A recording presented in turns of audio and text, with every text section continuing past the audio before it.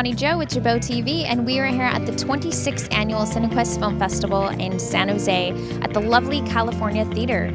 And we're here on the red carpet. We're going to talk to some filmmakers, some actors, and some producers. So stick around and learn more about independent filmmaking.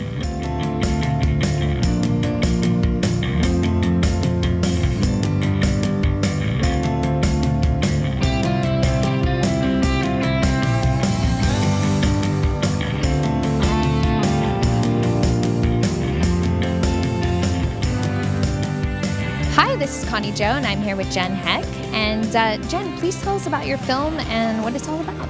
Well, it's kind of a look at the Middle East that people aren't going to be used to seeing. It's about a group of young women in Israel and Palestine, and they're secretly friends, and nobody really approves of it, so they start a fake band as a cover story for their friendship. But they're really, really bad at music. So it's more about banding together than being an actual band, although they do make music by the end of it. Very cool. And what type of music? Really bad music, but it's really good music at the same time.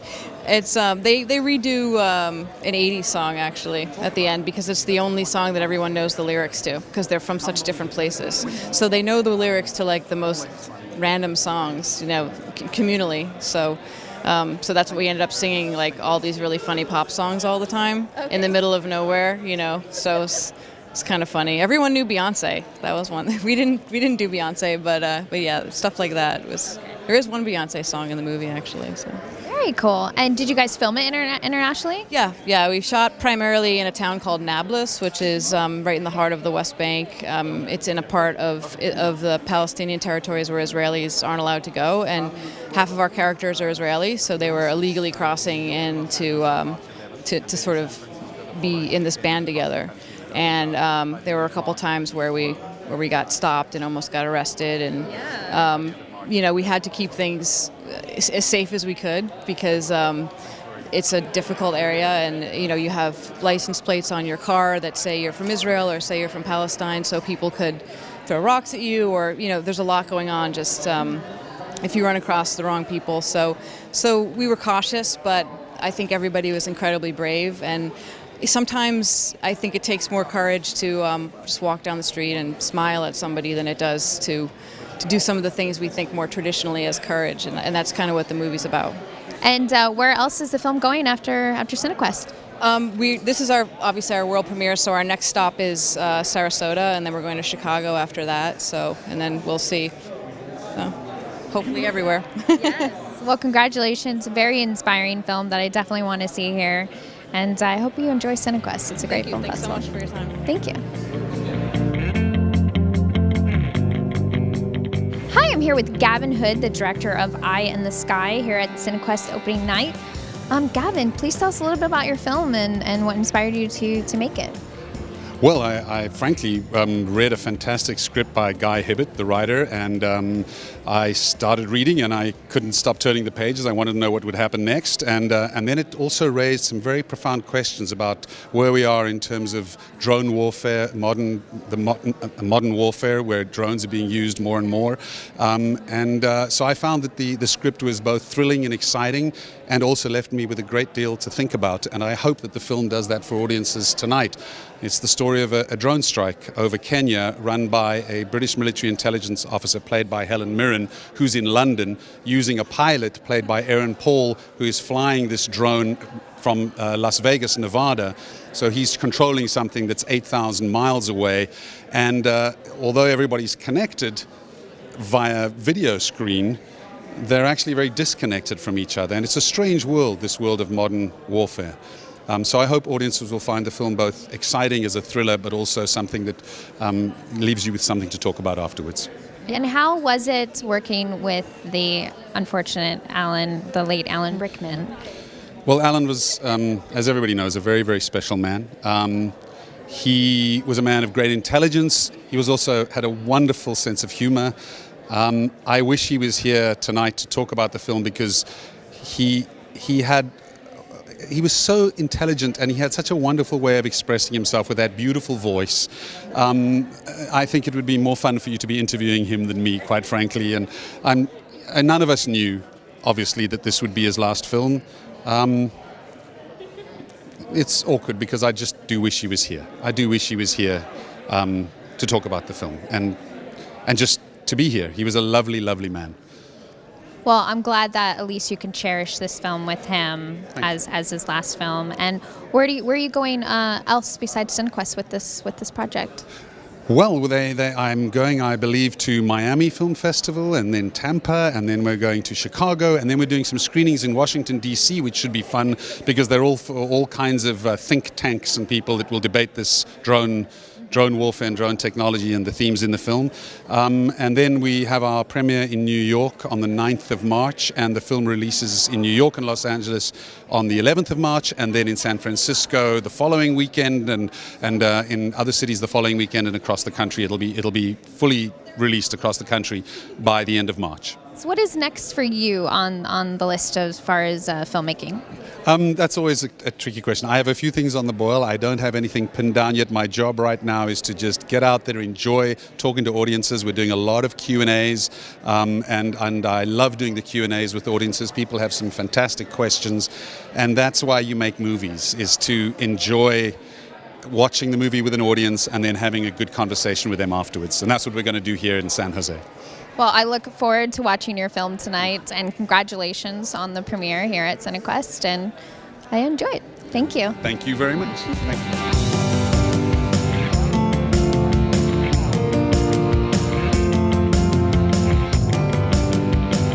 Hi, I'm here with Lisa Ann Walter and Michael Lynch to talk about Dependence Day here at Cinequest, and this is your guys' world premiere. Congratulations. Now, you were the director. What inspired you to take on this film? Well, I'm also the writer, so I came up with the idea.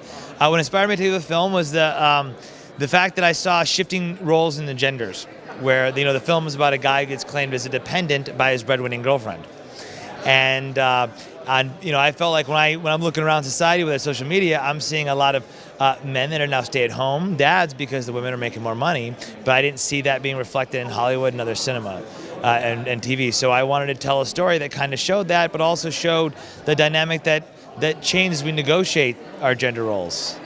So I have Lisa's a strong woman. There's so many strong women that I'm constantly around. So I wanted to put that on screen. And Lisa, how did you take on this role and take on the strong woman role in the film, and what inspired you? Well, I am very lucky in that quite often I get to play a sort of strong woman. I think it's my voice. I think my voice just sounds... Your voice is awesome. Thank you. I have ex-husbands that don't agree with you, but... That's why they're ex-husbands. Good point. But I always wanted to kind of be this girl and have guys take care of me, and it hasn't worked out. So I'm just going with this. But I had a friend that I did another movie with who's in the film, Shannon Lucio, and she told me about the movie. And I said, well, what's the part? And she said, you're a bitchy boss. And I said, all right. Let me take a look at that, because that's been kind of some of my favorite things to do. So I talked to Michael, and he told me what he wanted, and I talked to him a little bit about it, and I said, well, how much leeway do I have to play? And he said, literally do whatever you want to do. I need certain things from the scene, and then he kind of helped me mold what I was going to do, and then he let me play. And first of all, I have to say this, the truth is he was so dynamic and so kind and charming that at first I said, I don't think I have time on my schedule. And he went, no, we'll make time. Don't worry. We're going to give you short days. And so I was like, okay. And then once I met him, I was like, I'll do anything for this guy. He's the nicest guy. You just want to work for him. So it was super fun. Now, what was the funniest thing that happened on set?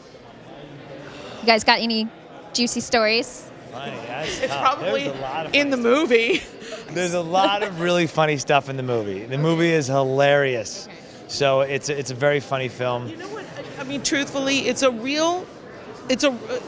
with the word real. It's a real look at how couples interact. And I don't know if you've ever been in a relationship where your friends have to get all up in your business and tell you about the relationship. Yeah. And sometimes they rip the relationship apart, and sometimes you stick with the guy, and at the end you go, I should have listened to them. They were right. He was an idiot. I think this one is so close to what real relationships look like that people are going to recognize a lot about themselves in it. And what's interesting is that it's all age groups. It's not just millennials. It's not just, young kids. I had a relationship where I was the power person. I made the money and all of that. And the dynamic of how you have to navigate a relationship when men still need to be men is very difficult. But it's happening all the time now, so we better figure it out. And I think the big difference is our comedy, we don't make fun of the loser. It's the situations that are funny. And that was a big difference too, is I did not want this to be a film where we're poking fun at people. It's the situations that are funny because they're so real, because we can relate to them. Because like, oh, I've been through that experience. Or I know a lot of women are like, I've had boyfriends like Cam. Or guys are like, man, I was Cam and my girlfriend's the Alice. Well, I am really looking forward to seeing this film. Congratulations on the world premiere, and congratulations on the next step for your film as well. Thank you very much. Thank you, guys. Thank you. Enjoy. Hi, I'm here with Kwon Lee, the director of Buddy Solitaire here at Cinequest. And now this is your world premiere. Are you pretty excited? It's amazing to be a South Bay filmmaker and premiere at Cinequest, which is like the premier festival of the South Bay. Is super, super exciting. Yes, and tell us a little bit about your film. My film is about a struggling stand-up comedian who can't find a job anywhere, so the only gig he can get is teaching stand-up comedy at a mental institution. And now there's a backstory to that, because I kind of know you. Now, you used to do comedy, and that's kind of how this story came about, right? Yeah, I did stand-up comedy for a couple years in LA. I was really bad, but I met a lot of amazing people. I learned a lot of great stories, and I channeled all those fascinating stories into the script. Now, how was the casting process? Did you get your cast to do like improvisation for the auditions? How was that like? I mean, I think the casting was the most important part of the process, because they had to be able to do drama and comedy. So we took a long time to find the right people, and luckily, I think the right people are all in the film. What was the most memorable experience you had on set with either a cast member or a crew member?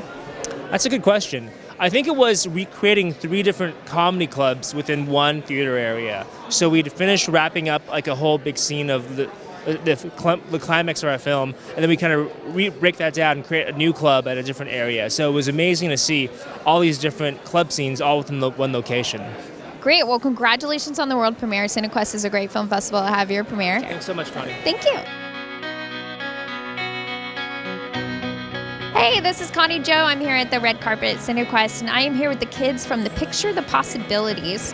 And Amber, how are you today? I'm doing good. How are you doing? Good. Now, explain Picture the Possibilities to people that don't know what it is. It's where Picture the Possibilities gets different kids, like basically kind of around the world, and they create their own films. So, they get to how it feels behind the stage, with the microphone, camera, etc. that happens behind the scenes. And occasionally, every year for the summit, they invite people from, around the world to come here for the festival. Like, I'm from Portland, and then they're all from Mexico. So, yeah. I mean, that's basically what it is in a nutshell. Now, did you guys all make a film?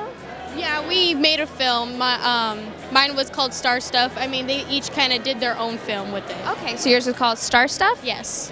What was Star Stuff about? It was about this girl who was in love with astronomy and space, and her dad was a drunk. So whenever she'll come home, she'll find him, passed out with beer cans. And then one day she wakes up, the dad's like, okay, let's go to this screening of stars and stuff like that. And she's like, really? And so basically it's about the girl who finally her dad supports her dream into becoming whatever, involves space. You know what I'm saying by that? Yeah, that's very cool, very innovative.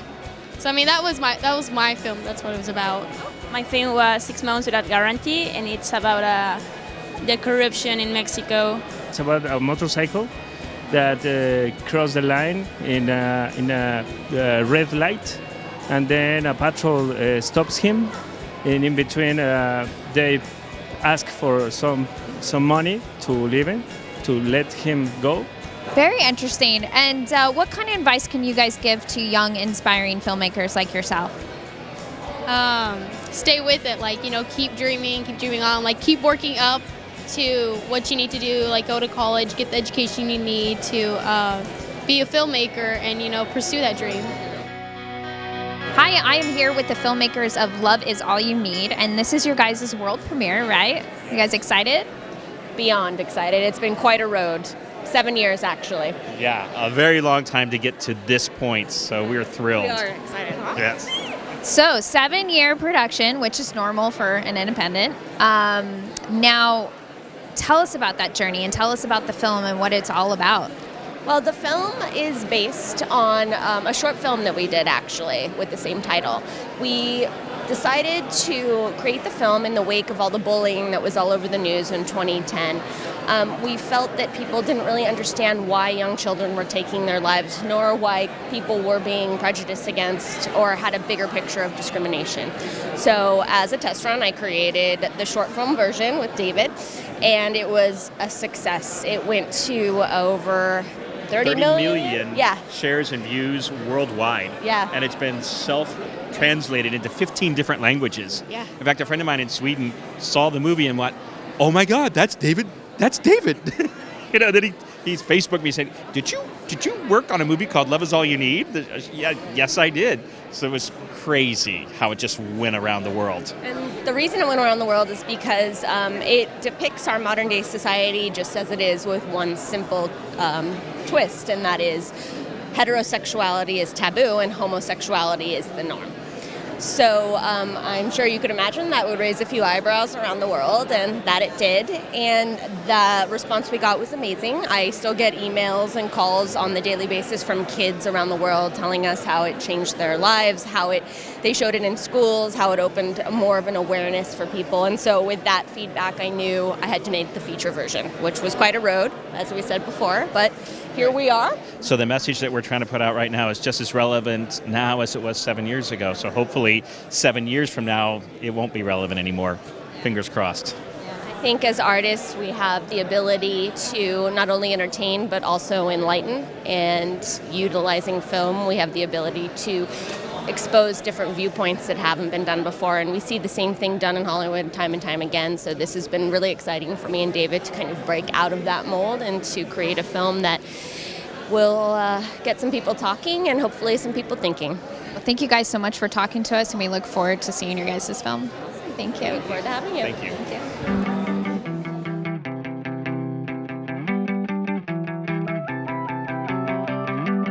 Hey, I'm here with Chris Brown, the director of The Other Kids. Now, Chris, is this your world premiere for The Other Kids? This is the world premiere. Congratulations. And now, please tell us a little bit about the film and what it's all about. Sure. It's about, The Other Kids is about 6 small town teens who are like barreling toward high school graduation. It's just about that final month, of programmed life. You're in school from age, 6 to 18.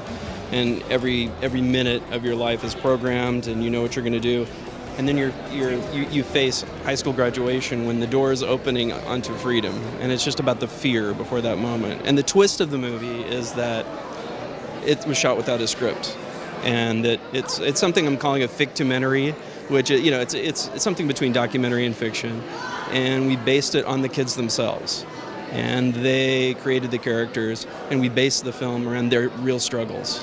So it's really straight from the heart. I've got a bunch of films that I love about high school, my favorite high school films, but I've never seen anything that was really like my high school experience, And I wanted to make something that just felt true to me, something that wasn't about the cheerleader and the jock and the nerd. It was nothing like that. It was something that really was something that I recognized. And it was something that wasn't written by some middle-aged guy, thinking, through nostalgia or, making other bits of movies into this new movie. I wanted to make something that was really about kids today, and they would tell me this is what it's like. And I wanted to have them direct the whole thing and show the direction of the film. Very interesting. And where was it shot, basically? It was all shot in Tuolumne County, which is just north of Yosemite National Park. It's this tiny little gold rush town, and it's an interesting town. It's one of the oldest towns in the state. And I was traveling in the town about 3 years ago, and this kid whizzed past me on her skateboard with a mohawk, and a cell phone, and she's whizzing past this old 1850s building, and I thought, there's an odd juxtaposition. There's a film there. What's her life like? I want to know what her story is. And this is really that film. It's an amazing film, and you are a local filmmaker, so it's great to have your film here. And where can people go to at least follow your journey for the film? Yeah, theotherkidsmovie.com, theotherkidsmovie.com. Check us out. Thank you so much, Chris. Thanks. Hi, I'm here with the filmmakers of Josephine Dough, and we're here at Cinequest. Now, is this your guys' world premiere? Yes. Exciting. Are you guys excited? Yeah, exciting. Excited, nervous, excited. Yeah. Very excited. It's a full mix. We got a week ahead of us, so we just want to see how it goes. What happens? Hopefully some magic. I don't know. Yeah. Now, what brought you guys together to make this film, and what inspired you to put it all in a package? Sure. We've all worked together in the past. We kind of met while they were still in film school. We collaborate well together, and I wrote the script, and I knew that he was the director. I wanted to take it from there. And once we got him on, then we got the producers and started putting the team together. Great. And as the writer, what is the film about? The film is about a girl named Claire. She, after her father passes away, she sort of has a mental break, and she creates an imaginary friend, but as an adult. And as she's dealing with that and it comes to light, she has to come to deal with her reality of her mother's mental illness, and she comes to face that and try to reconcile with her sister as well. And what inspired you to write that? I personally just am really interested and fascinated by the mind, and just what your imagination can do and how reality can break, or what you might seem is there may not be there, and just really the idea of just even illnesses that aren't visible to other people. They may not know that you are sick, and so that sort of idea, just a struggle of what that would be like. Great. And now, as a director, taking this beautiful script and putting it into vision, what inspired you? What kind of ideas did you bring to the table? I saw the film being much darker, I think, than it originally intended to be. I like the idea of being forced to stay within Claire's perspective, Claire, our hero, her perspective. And so, like she can't escape her illness, we can't escape that as well. And I liked the idea of taking an audience member through kind of a journey where they come to really like this false reality, and they kind of want this false reality. And at the end of the film, we kind of show what it is they've been rooting for, and it's not the most pleasant of feelings at the end. And for me, that was always the most attractive part of the film, was how kind of dark it can get. This idea of having an imaginary friend as an adult. Well, awesome, guys. I look forward to seeing your film. I'm very excited for you guys that this is your world premiere at Cinequest. Cinequest is a wonderful festival, and congratulations to you all. Thanks. Hi, I'm here with the filmmakers of My Feral Heart, and I'm here with the director. Can you tell us about the story and what My Feral Heart is all about? Yeah, My Feral Heart is about a guy called Luke, whose mother passes away and he's put into a care home. And then it's about him trying to find his independence and trying to break out of that care home. And it's about the friendships that he makes along the way. And if I can just say something, Stephen, as a person, has the most amazing personality. So we really drew upon that for the character of Luke, and he really does shine in it. And I advise everybody to come and see it. You won't be disappointed. Great. And James, what inspired you about this script to take on the project as the producer? I think any producer will say that first and foremost, you've got to fall in love with the script, because you're never going to say goodbye to it. It's a marriage for life. Your name's always going to be associated, but the story and the characters were first and foremost. Secondary for me at the time was the fact that it had a lead character with Down syndrome, because the writing was so good, the characters were so vivid, and the story was so original that I forgot it was about someone with Down syndrome. And it's only once we made the film and came out the other side that we realised that what we had was something which actually promotes diversity in a really compelling way, because it's not a story that's harping on about how difficult it is for someone with Down syndrome. It has someone with Down syndrome, this chap here, who, like any other protagonist in any other movie, has conflict, has confrontations, has new challenges, and he confronts them, deals with them, is in action throughout the entire movie. That was something Jane was very keen on. And you said you played the feral girl? How was that for you? Yeah, it was amazing. It was an amazing experience, and yeah, Stephen was great to work with, and yeah, it was a really unusual character, and I feel very lucky to be part of it. And how was your guys' chemistry on set? Absolutely great. Well, wonderful, guys. I look forward to seeing your film, and welcome to Cinequest, and good luck with the future of the film as well. Thank you. Thank you so much. Hi, I'm here with the filmmakers of I Love You Both. Now, Doug, you were the writer and director of the film, is that correct? Co-writer. Co-writer. My sister and I wrote it together. And Great. directed it, yeah. So you guys are siblings. Yes, awesome. we are. And what inspired you guys to write this film and put it into production? So we decided to write together, and we wrote a story based on our relationship as siblings. I mean, the B story of the film is that they do start dating the same guy, but their overall story is the sibling relationship, which is kind of based on, very similar to our relationship. Yeah. There was a day when we liked the same person. We didn't continue dating the same person like the movie does, but we thought what if we kind of continued liking the same person, and so we wrote a script about that. Oh, interesting. And how has that changed your guys' relationship as siblings? Well, just making a film in general has made us even closer as siblings. So yeah. And what was your role in the film? The little kid. Did he play younger you? No, he plays my piano student. Yeah. Great. Well, thanks, guys. Thanks for coming by. I look forward to seeing the film. Thank you. Thank you. I am here with the filmmakers of Blur, and you were the writer and producer and director of Blur. Now, what inspired you? Tell us a little bit about the story, and then what inspired you to make it. Blur is a very personal movie, and it's a very lyrical look at relationships of the modern age and how technology sort of interferes with the real idea of connectivity. You meet somebody in a bar, you meet somebody at a restaurant or at a party, or somebody would introduce you. But now with social media and with texting and with Tinder and dating apps, it's a whole different kind of landscape. And the idea of meeting somebody in a non-traditional way, which is kind of what this is, not anymore actually, but it was a little non-traditional when I wrote the script 3-4 years ago. So it's a very timely look at what's happening right now with our social landscape. And where was it mainly filmed? It was filmed in Nevada and in Utah. And what we did was I tried to place the story in a location that wasn't familiar to people.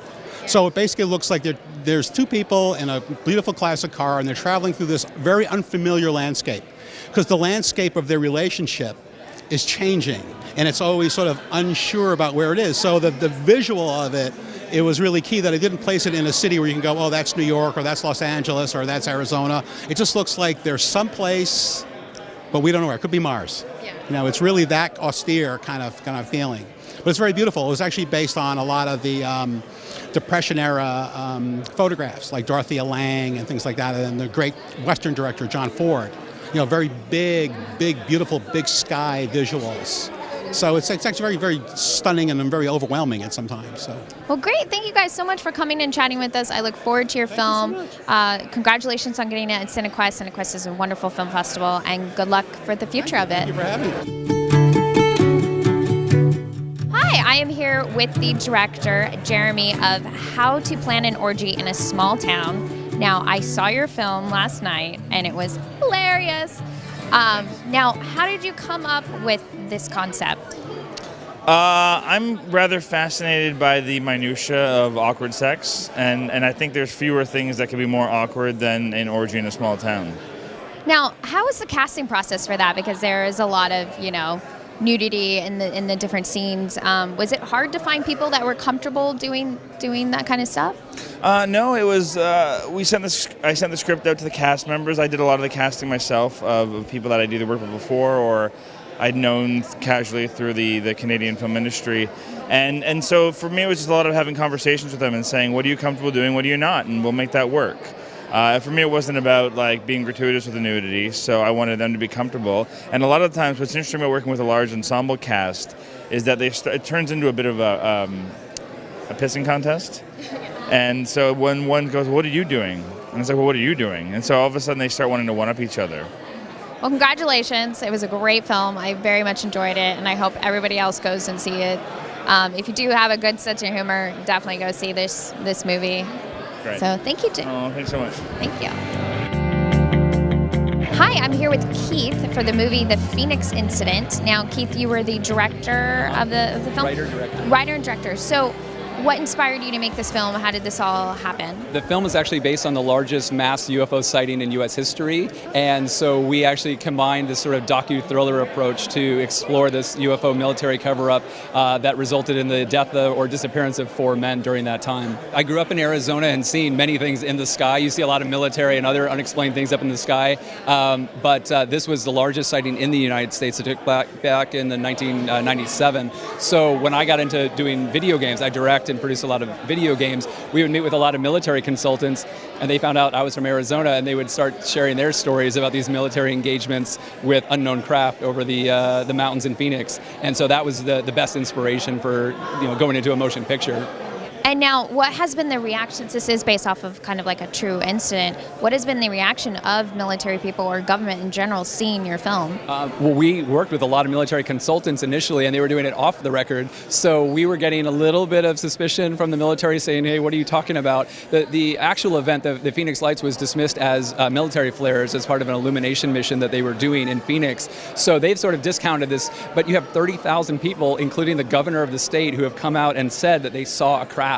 And there's been so many conspiracy theories in the past 19 years about this that you really can't deny that many people saying they saw something. So it's been this contested sort of debate between the UFO community, the military community, and the public. And so this film really presents both sides of it. And even though we take a what-if scenario towards the end, it really forces you to explore it for yourself. Well, thank you so much for talking to us. Good luck with your film at Cinequest and wherever it goes after this. I am here with the director and the producer and our little young star of Heaven's Floor. Now, as the director, writer, and producer, what inspired you? Tell us a little bit about the film and what inspired you to make it.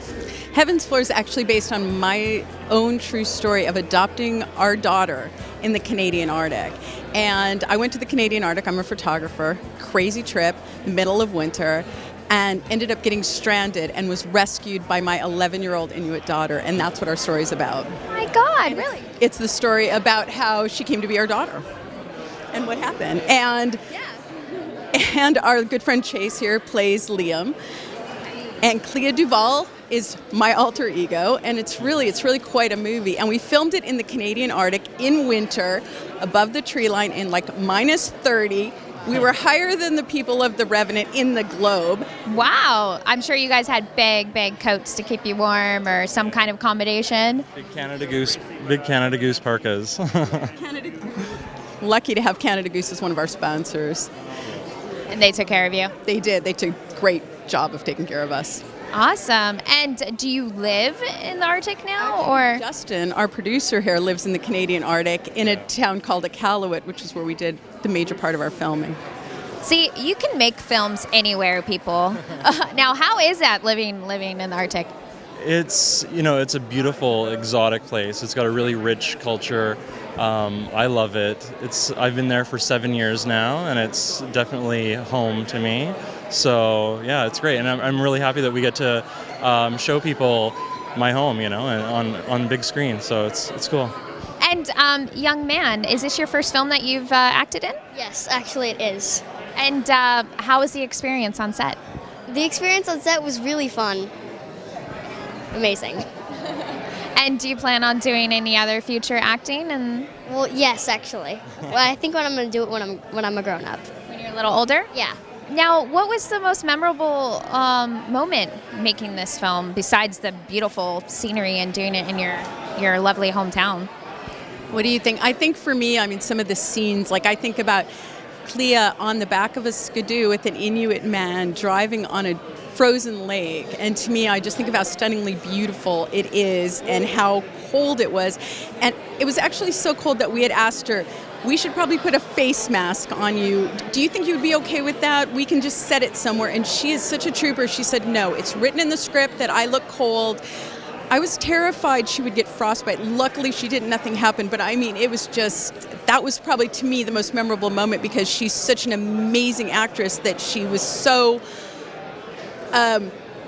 brave to do this. I mean, she was literally risking life and limb. Like, seriously, it's that cold. Wow, you guys had a dedicated cast and crew. Well, thank you guys for coming all the way here to talk to us today. Congratulations for your world premiere at Cinequest. And, we look forward to seeing your film. Yeah, thank you. Thank you. Hi, I'm here with the filmmakers of Beginner's Guide to Snuff. Now, what does that mean?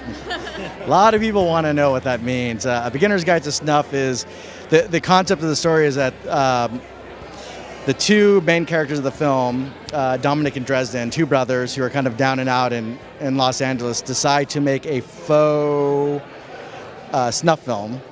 And the whole idea is like they're going to kidnap an actress, but not kill her or anything like that, which you would expect from a snuff film. But they want like a real performance, so they decide to kidnap an actress, get the performance on tape, and right when she feels like her life is coming near, they're going to tell her, hey, it's a movie. But they pick the wrong girl to mess with. Oh, okay. Now, what inspired you? Like, how did this concept come about for you to make this film? Well, to be honest, throughout my career, I've done a lot of horror movies with my partner, Phil Flores. We're known as the Butcher Brothers.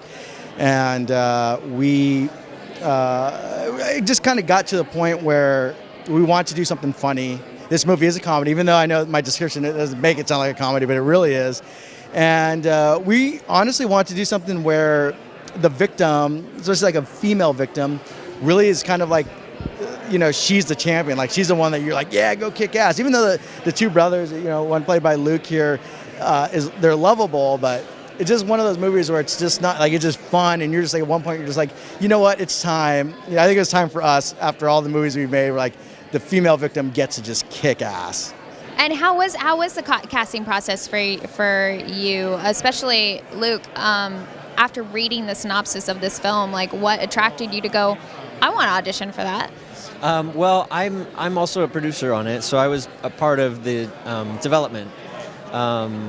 So I was kind of in on all of the processes leading up to our casting. Our casting actually was, I thought, I was really pleased. I won't say easy, but I was really surprised with how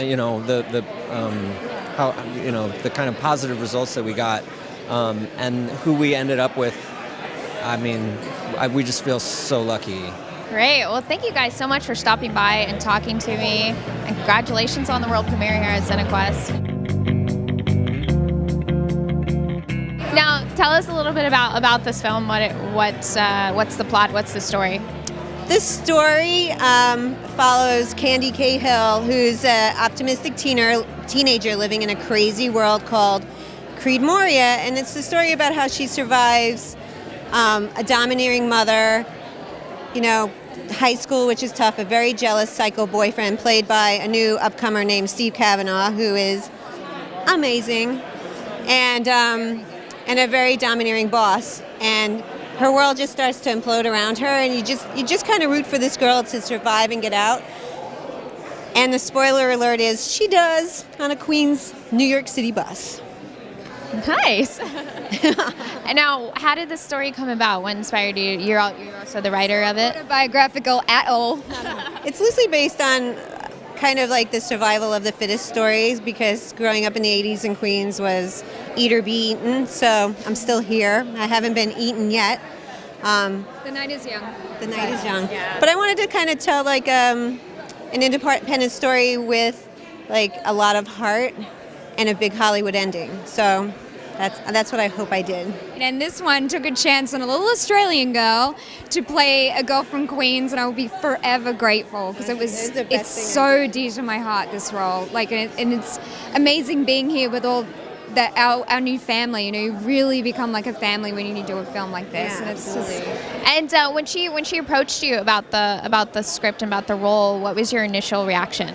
Oh, I found it and I chased it. I approached her, and I'll never forget it. I'd never been to New York before. My last couple of bucks, I flew to New York. I was stung by a stingray the day before, so I was limping around New York, and then I got to the audition. I'm like, I'm really sorry, I'm limping. It's just this happened, and it was amazing. The best. We told her right then and there over some popped champagne that the best thing that's ever happened. Like the best thing be that ever told happened you to have my a role movie. at a callback, because I did a tape for her, thinking, girl from Australia. Her audition was the best audition by far. Like, she was in character, accent. She had the whole persona, and she shot 2 different scenes. I didn't see anybody else there was no one that even came close. Well, cool, guys. Well, I look forward to seeing your guys' film, and Can't wait for you to see it. Yeah, and congratulations that it's here at Cinequest. It's a wonderful film festival. Thank you for having us. Thank you for talking to us. Thank you. Yes, thanks. Hi, I'm here with the filmmakers of Lost Solace. Now, Chris, you are the writer, director, and producer. What's the film about, and what inspired you to create this project? The film is it's a psychological thriller.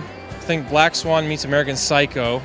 It's after taking a new brand of ecstasy, a psychopath goes on a mind-bending trip, causing him to feel emotions for the first time. The inspiration for the idea was just a shared fascination and psychopathy with my lead actor Andrew Jenkins. We co-crafted the story, and then I wrote a script that drew from a panic disorder I had years ago. Who I was at the beginning of that disorder and who I was by the end was a fundamentally different person. And it just fascinated me how my brain actually changed that process. And so that was the inspiration for changing a psychopath. And now you played one of the roles in the film. Yeah, I played Jory, who is the psychopath's girlfriend's little brother.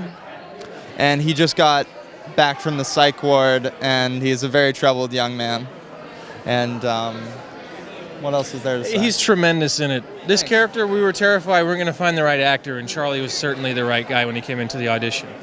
Yeah, wait till you see him. He's great. All the performances in this movie are outstanding. We have Andrew Jenkins. He's in Once Upon a Time. We have Melissa Roxburgh. She was in, she's coming up in Star Trek Beyond.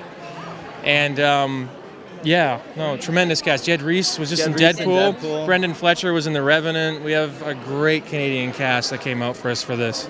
That's awesome. Now, how was that casting process? How did you wrangle in all of these great talent? I did the casting for the film, aside from Andrew, who came along with the project. I've been in casting, and I've been an actor in Vancouver for 20 some odd years on and off, and so I made lots of relationships with people. So as this project was coming up, it actually became quite easy to handpick people, and thank goodness most of them just said yes to come out and be with us and work on an ultra low budget film.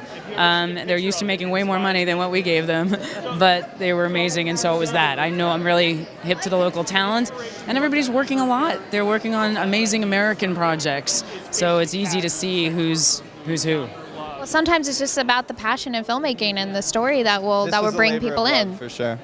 Yeah, nobody was there for the money. everyone actually really loved the premise, the script, and a lot of respect for Laurie. Laurie's been in the Vancouver film industry for a long time, and so it was they were out for the right reasons, and they're all awesome. That's great.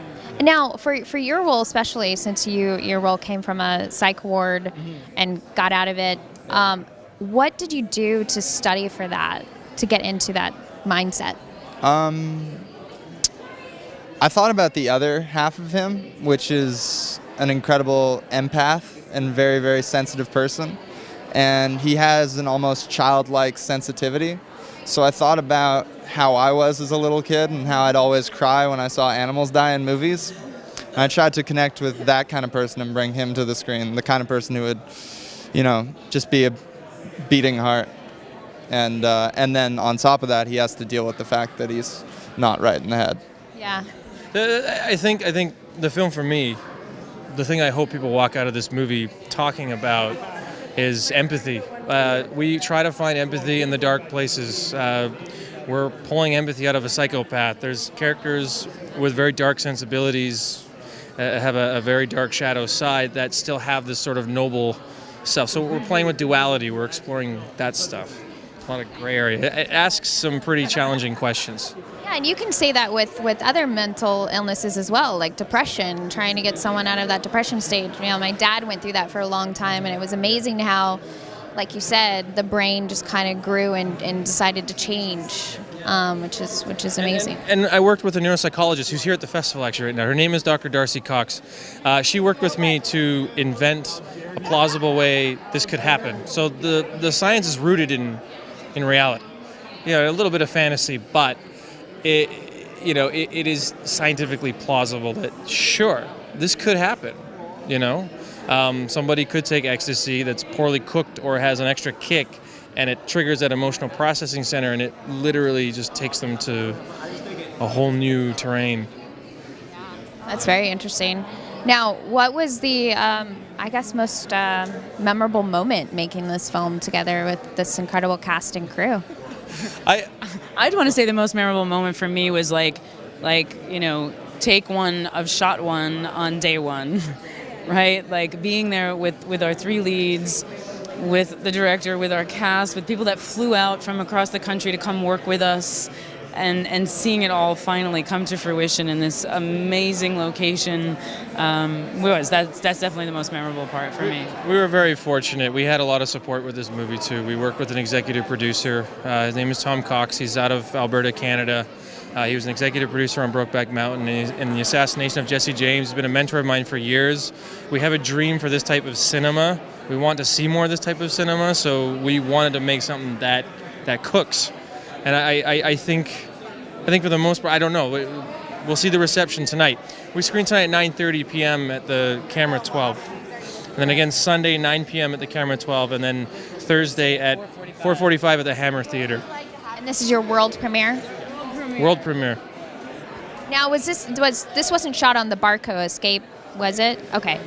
Have you guys heard of the Barco Escape? Okay. I was just wondering, because it seems like a great film for that. Yeah, no, and we worked hard. I worked hard. It's a cinematic film.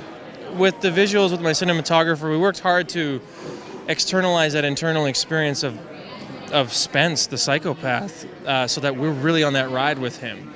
And then again with the music and the sound, it's a movie that's meant to be seen on the big screen in that absorbing context. So we're very excited to get to share that for the first time tonight. Great. And where do you guys see the future of this film going? Future of the film? Well, we want a big fat theatrical release. But we see it going in lots of different places, actually. We can absolutely see it on platforms like Netflix and Amazon and those places. We think it would be a great film for that. Yeah, I think it could have an incredible cult following. Yeah. It's a movie, too, that fits into so many different pools. It's a psychological thriller, so it's a genre picture. But it is a thinking person's movie. It's intellectual. It explores deep subject matter. The characters are three-dimensional, and they go through tremendous emotional terrain, Yeah. all of them. Actually, every character in the movie goes through some kind of catharsis, which is kind of rare. Even our peripheral characters do. So, yeah, usually you only get the lead character that does something like that. Well, this sounds like an incredible film. I wish more films were made like this that tell this dynamic of a story. Where you're thinking, and that's why we wanted Cinequest. This festival supports originality and creativity and experimentation and pushing the envelope. It's the right place, Silicon Valley. This is the festival we wanted the most. They are the center point for up and comers, and that is so in line with what we wanted for our film, and for introducing ourselves to the industry. So. And where can people follow you guys to find more information? At Lost Solace Film. We have Twitter, we have Instagram, we're on Facebook. We also have a website, www.lostsolacefilm.com. And everybody can follow us on all that. We're going to keep them consistently updated as the movie finds its way through the marketplace so that people know where to find us. And the road has just begun, so we're really excited. Well, thank you guys so much for talking to me. Thank you. Jen, please remind us of your film and what it's all about and who these lovely people are here with you tonight. I'm Jen Heck, director of The Promise Band. This is Ian Reinhardt, our executive producer. Hi. Lena Caudry, our star. And Ben Fraser, producer and editor, co-editor. Now, she told us about the story a little bit. The opening night, how you guys create this band in order to get across the country, right? Is that correct? It's kind of like an Argo for music, but the mission is friendship. Yes. Yeah, that's the story. group of young women who come together and have a fake band because, Israel and Palestine, it's the place where people talk about peace more than anywhere in the world, but friendship is actually criminalized. So we had to come up with another reason to hang out, and our cover story was that we had a band. And everybody was okay at music, but that was, yeah, well. But it was just a way to hang out, right? The music is questionable. The conversations are amazing. So it's the first, all-girl rock band shot in the Middle East, made up of Palestinians and Israelis, shot in Ramallah and Tel Aviv. And Nablus, and a little bit of Haifa. We get around. And Mount Everest. And Mount Everest, because like every good story, it starts on Mount Everest. Yeah. And then we took it to, which is the highest point on Earth, and then we took it to the lowest point on Earth, because we like to be very iconic. I was raised that way. How was it taking on your personal story and showing it to the world? Actually, it was a good story to be shared, and having those friends coming together and like breaking all the barriers and just be challenging and challenging our own selves before challenging any other people. So it was a great experience for me, and hopefully everyone will like it. So part of the reason why we had to come up with a cover story is because it was hard for Lena, it was hard for Shlamit, it was hard for the people that actually live there, regardless of what side of the green line they were on, in a way, to be, I stick out. So everyone's like, what are you doing with that girl? And when we got pulled over by the Palestinian Authority, by the IDF, they have a lot of questions because I don't really blend in and I don't sound like I blend, there's no way. So the instruments were our props to make it seem like we were doing something totally benign, which we actually were. I mean, we were doing the most benign thing you could possibly do, which is being friends. It's actually less benign than music because music can create revolution. But I guess so can friendship. I think a big part of the goal was there's so much built around misconceptions, and there are so many questions that people don't ask because they think they can't ask. They don't know the person to ask, they don't know how to ask, you don't want to offend anybody. Do you offend somebody by not asking? Do you offend them by asking? So for me to walk in, I was in a different situation. I could ask questions, and they ended up asking questions to each other that they would never have asked if I hadn't been there in a way, and opened up that door. And everybody, it's all women, so they're connecting on that level. Dealing with a patriarchal society, basically, that puts them in a different place that they can relate to each other like immediately, and they can talk to each other in a different way. There's less aggression. There's less, sort of dictation about how you have to handle something. And I think there was a lot of accessibility to every conversation. And there were very awkward moments, I would say, right from the beginning, probably. I mean, everything was awkward all the time, but maybe it doesn't even feel as awkward in the movie as it felt in real life. But we asked the questions and said, whatever happens, happens. And it turns out it wasn't as terrifying as you think it's going to be. Like I said the other day, you look at somebody's face and you realize you see so much of yourself in that person, and it's very disarming and terrifying at the same time. And the people in our group and our band of people were really amazing in that they didn't get scared. Well, they did, but they didn't run away. And that's something more people need to do, because it takes more courage sometimes to smile at somebody than to turn your back to them or to run away in the opposite direction. And I got lucky enough to meet some people that were willing to do that. Well, thank you guys for coming here and talking to me. I look forward to seeing you guys this film. Much. Yeah. Thank you.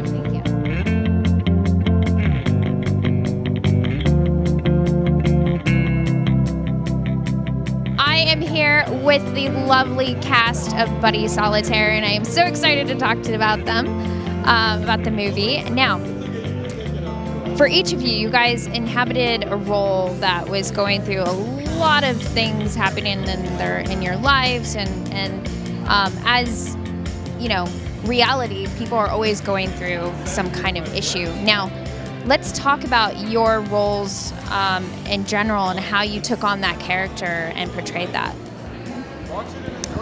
So I play Vanessa, and she works at the mental health clinic, and she struggles with anxiety. And so for me, I mean, I have experienced anxiety in my life, so I could relate in that sense. And I think it was just kind of a matter of just diving into it and then just being in the world. My character, Buddy, suffers from depression, anxiety, giant ego. A lot of this was relatable to me, having gone through all of those things at various points in my life, and has an extremely contentious relationship with his mother. Unfortunately, I could draw upon that as well. Using members of my family, which you have a sense of they expect something from you and maybe you're not necessarily living up to that expectation. So a lot of it was incredibly personal, and having to go to a place of issues that you've worked on to overcome and are perhaps not done overcoming. So it provided great fodder for a lot of these characters. And then to work across people who suffer from mental illnesses that are a little bit more visible, that we all think, oh, well, those are the people who are truly, on the outside, when you realize, no, it's all of us. We're just, maybe some are better at hiding it. I play Violet Liao, and is a woman who suffered from domestic violence, and then I end up at the end burn down his house. So I don't have the really personal experience with that, but I did direct a short film. It's like a PSA short film about domestic violence in 2013. And during that directing period, I had some research with people. We have a lot of supporters who really suffer from that. So I see a lot of stories, real stories from people. So I did have that. How do you say that? I feel the pain, But again, I'm an actor. Even I don't have that pain, I can act that pain.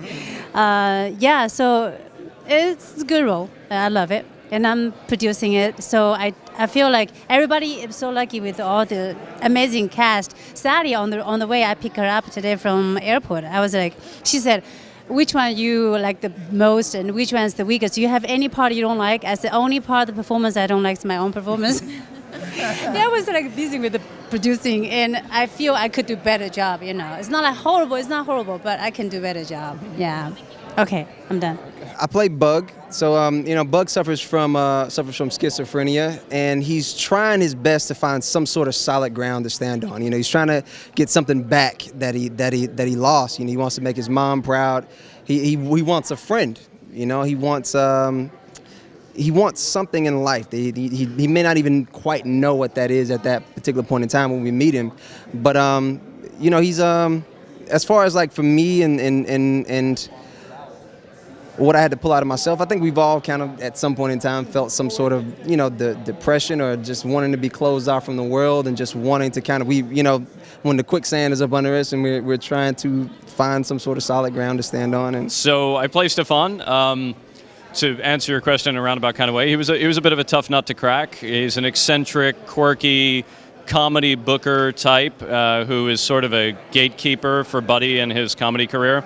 So Buddy has to get Stefan's approval so his career can move forward. So there's that innate power, but he's such a quirky, weird, eccentric guy. So you don't want to create a complete douche, if I can use that word, but he's he's not the most likable guy in the world, but you want him to sort of be the guy you love to hate a little bit. Oliver suffers from, severe anxiety, severe OCD. And the sort of fun thing about Oliver, and kind of like the scary thing about it too, was his character out of all the ensemble of the patients was definitely the most mysterious, and he definitely didn't have as much of a strict backstory, so it was fun sort of making up my own and sort of really exploring my own sort of ideas. And working with Kwong, he allowed me to go into so many different directions because the options for my character I feel like were kind of limitless, so I feel like that was kind of exciting and fun in its own way. So all different takes, we tried all different things. Well, thank you guys so much for coming to talk to me. I loved the film. I hope everybody at Cinequest goes to see Buddy Solitaire. It's very touching to my heart that I was able to talk to you guys today. And gave me chills. Like it did. That's what we need before we go see the movie. Yes, you need that inspiration. I'll give you guys a little pep talk, get you guys motivated. But congratulations and have fun at Cinequest, guys. Thank you. Thank you.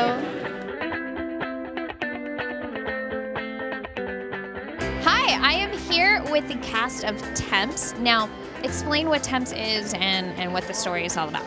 Okay, so Temps is a romantic comedy with some dramatic elements. Follows my character Jefferson, who is a ski bum who basically he works just enough days out of the year to finance his annual ski trips with his buddy Curtis, played by Reed Ewing, who's somewhere, probably in the bathroom. And my character falls for this girl, Stephanie, played by Lindsay Shaw. And she's like a very goal-oriented career woman. And we're opposites who attract. And then basically she teaches me how to grow up, and I teach her how to enjoy life a little bit. Yeah. Now, the film is about opposites attract and how the two could, help each other out on living life or growing up, like you said. Now, do you guys feel that in real life that's kind of something that people strive for in a relationship, or what do you strive for in a relationship? Whether it's opposite or similar, just like puzzle pieces, something that complements whatever you have. Like I have a lot of anxiety, so somebody who calms me down is nice. But not a necessity, not a requisite, but it's nice. What about you? I think just to be happy, that'd be really freaking cool. Just someone who makes You're you not happy. happy, babe? No, that's what you want. Just someone who's like, makes you happy. And that's it. Yeah. Somebody who brings out the best in you and you bring out the best in them. Be nice. Somebody who brings you different parts of yourself that you didn't even know existed. That's a good one. I had a visual of them like having cut off parts of you and bringing them to you. Somebody who brings you parts of yourself. Well, thank you guys for talking to me. It was lovely talking to you guys, and congratulations on this film. Congratulations on your future going forward in the industry. Thank you. Thanks, guys. Thank you so much. Hi, I'm here with Alex, and he is the director of Uncomfortable Truth. It is a documentary, a short documentary. Is that correct?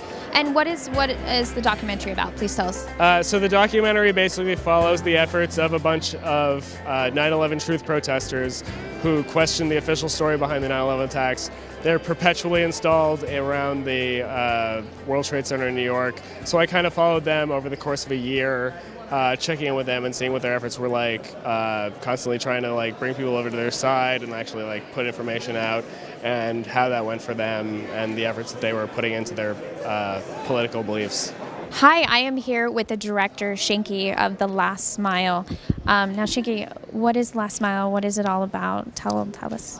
The Last Mile is based on a book by the same title, written by Mr. Jeevan Zucchi, and it deals with the struggles of an Indian immigrant father who loses his son, and then he finds out his son's death was caused by the usage of a diet supplement that he was taking. So he then hires a private investigator to find out what happens, and then through the eyes of the private investigator, we find out what goes in this unregulated health supplement industry, right from the manufacturers to the distributors, all the way to the consumers.